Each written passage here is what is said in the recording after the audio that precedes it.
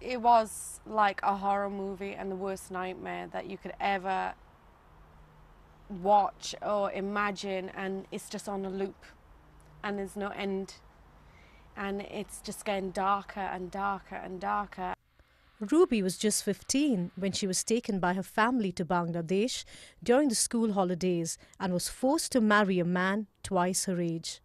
I was dolled up, in a sari and gold, and it was such a quite bizarre feeling. It was like as if I was being sold and, just made to look so pretty and, pretty when I say it's like drenched in gold and, just like I'm this little prize package and here you go, this is the person you're getting married to. And I remember just crying throughout the whole thing and just like trying to give myself affirmations of like, you can do this, just keeping myself alive actually. And all I wanted to do was probably just jump off a cliff, and just end myself. Obviously he knew I was 15.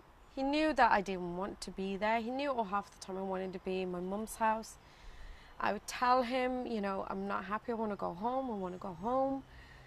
What did he say? But he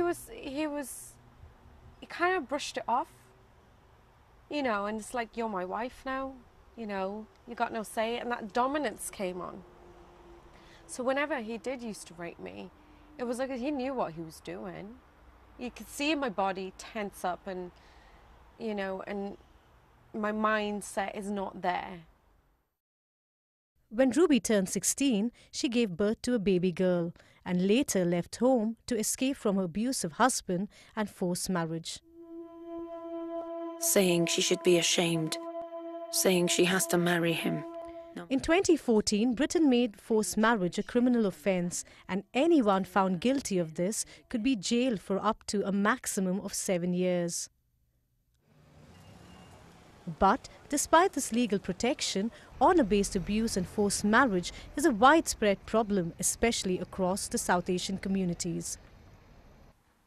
Every year, this day comes. A girl feels like hiding away. 26-year-old Nisha is from an Indian background and just like Ruby, ran away from home to escape being forced into marrying someone she barely knew or loved.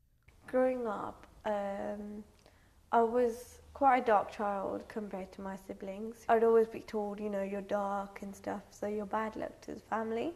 Slowly as I was growing up, I'd get beaten up quite a lot. Always beaten up, always told to do housework. I remember at the age of 6, 7 years old, if I didn't make a round chapati, I'd get a slap. Then I used to get beaten up naked in front of my siblings. They didn't ask me if I want to get married, what's your ambitions or anything.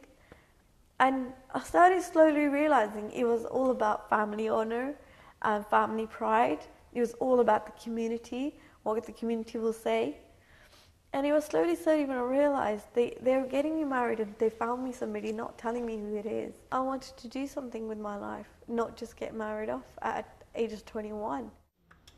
Hello, Carmen Ivana, how can I help? Sadly, Ruby and Nisha's stories are not isolated ones.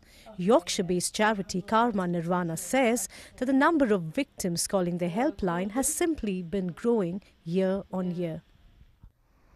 Compared to 2017, the charity received 16% more calls last year, with majority of the calls coming in from London, Leeds and Birmingham, all with huge South Asian communities. Forced marriage and honour-based abuse is a huge issue in the UK. Our helpline received last year just over 13,000 contacts from the UK alone about honour abuse and forced marriage, and that's just really the tip of the iceberg. Why is this such a big issue, especially within the South Asian community? It's a huge issue because the system of honour and shame is so prevalent amongst those communities, and this is really where the phenomenon of forced marriage is embedded within. So the majority of callers to our helpline are women, but we do get men that call too.